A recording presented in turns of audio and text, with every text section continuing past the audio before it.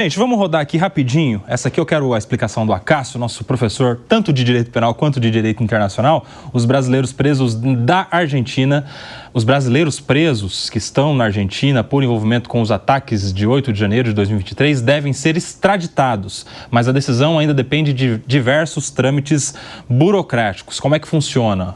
O Brasil pede à Argentina a extradição destes brasileiros. O que significa extradição? Significa o envio destes brasileiros que estão lá na Argentina. Não é deportar, porque deportar significa de porto a porto, né? Quando você chega lá no país e você imediatamente é deportado. A extradição envolve essa relação diplomática e a exigência também de tratados internacionais que de maneira mútua autorizam esse tipo de extradição. Ou seja, a partir de agora, começa o trâmite para esses brasileiros voltarem ao Brasil. Acácio Miranda, explica para a gente. Essa situação dos brasileiros na Argentina precisa ser analisada sob dois aspectos. Primeiro, a extradição. Você bem disse, Brasil e Argentina são signatários de um tratado. Então, o Brasil extradita para a Argentina e a Argentina extradita para o Brasil. Portanto, este primeiro aspecto não seria um empecilho para que essas pessoas fossem enviadas ao Brasil. E há um segundo aspecto. Estas pessoas pediram ao governo argentino asilo, refúgio. O que é o asilo? São aquelas pessoas que estão fora da sua pátria em virtude de estarem sendo perseguidos no seu país. Óbvio, e a gente está desde as 3 horas da tarde discutindo tudo isso, que há inúmeras discussões sobre o fato destes brasileiros serem ou não serem asilados. Ser ou não ser justa a condenação imposta a eles que os levou a fugirem para a Argentina. Fato é que eles fugiram para a Argentina levando em consideração a eleição do atual presidente daquele país, Javier Milei. Não é segredo a ninguém também que Javier Milei é ideologicamente alinhado ao ex-presidente brasileiro Jair Bolsonaro. O que estas pessoas não esperavam, e por isso nós temos nos últimos dias as extradições sendo deferidas, é que o Brasil e a Argentina são mutuamente os principais parceiros econômicos. Milei olhou para a situação econômica da Argentina e disse: por mais que eu concorde ideologicamente com estas pessoas, eu não vou arrumar uma briga com o Brasil, que é o meu principal parceiro econômico. Eu não posso fechar as portas do Brasil para a minha economia. Então é melhor que se quebrem alguns ovos do que eu perder a produção inteira, a granja inteira. Então é o que está acontecendo. Essas pessoas muito provavelmente serão extraditadas porque não terão asilos, e esse asilo não foi concedido porque o Milei, mesmo não concordando, não quer ficar mal com o Brasil. Interessante isso, Ricardo Roux. Sabe por quê?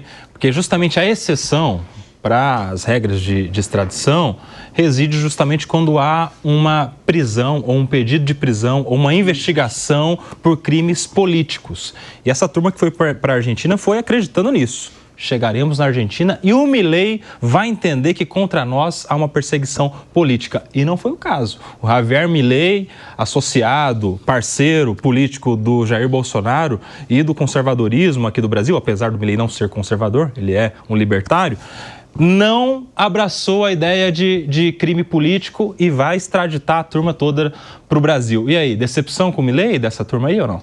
Olha, eu acho que that's economy. Infelizmente, a economia, as questões comerciais entre Brasil e Argentina vão falar mais alto. A situação da Argentina que o Milei vem melhorando semana a semana, mês a mês.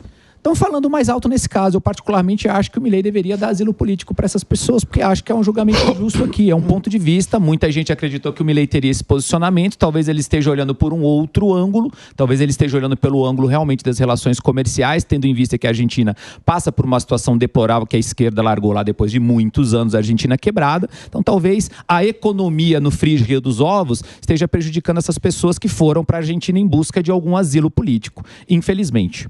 Muito bem, meus amigos, 16 horas e 4 minutos agora. A gente quer falar, Pachecão? Queria dizer só uma frase. Rapidão, vai lá. O Milei é maluco, mas não rasga dinheiro.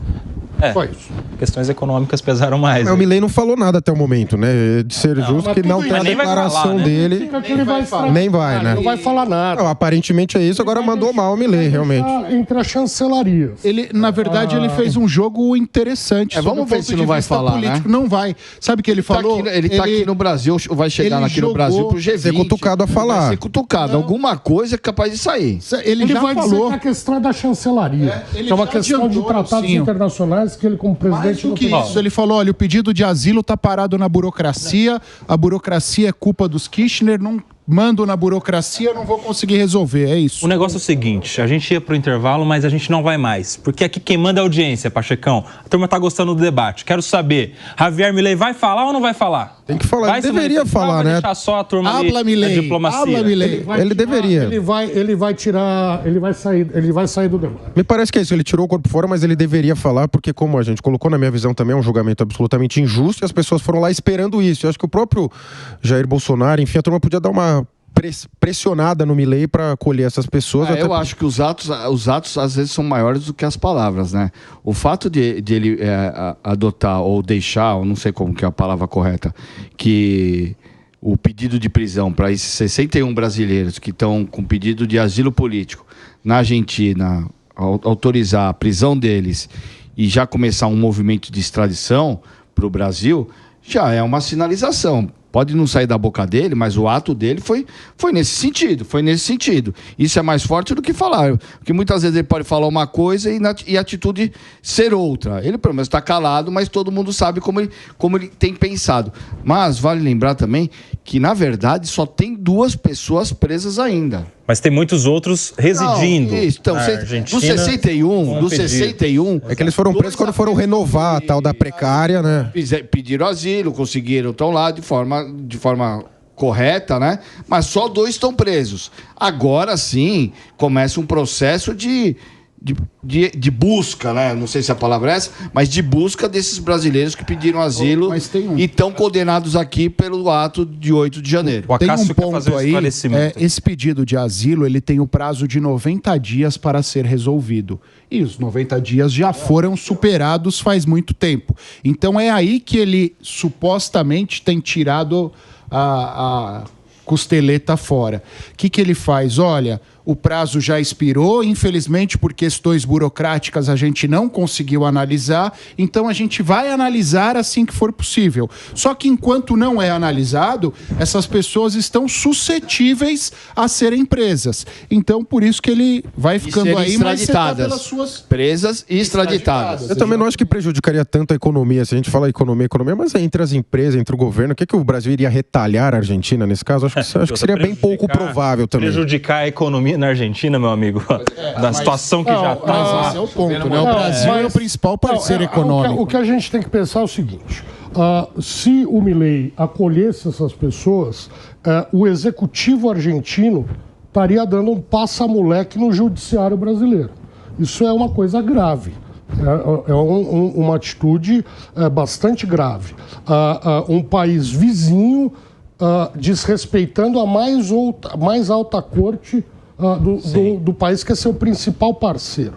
Então isso seria muito deletério para a Argentina, e acho que o Milei simplesmente não está disposto a bancar esse prejuízo por conta de 60 pessoas que entenderam que iam ter acolhida lá simplesmente porque ele é um presidente mais à direita. Para fechar, Ricardo Rous, até porque nessas relações diplomáticas aí entre os países há o princípio da reciprocidade, ou seja, se o Milei vai lá e acolhe este pedido dos brasileiros, daqui a pouco o mesmo pode acontecer aqui no Brasil também e as relações podem se desestabilizar. Tem essa também, né, de garantir a reciprocidade nas relações entre os países. Para fechar, Ricardo Rous. Tem sim, tem essa questão da reciprocidade, apesar de eu achar que o Milei deveria se posicionar, porque é uma questão muito forte para o espectro político da direita. A questão da anistia, de certa maneira, agora com esse atentado, esse caso isolado desse cidadão ali que se matou na Praça dos Três Poderes, vai prejudicar o andamento da PEC da anistia. O Milei do lado de lá, que não aceita asilo político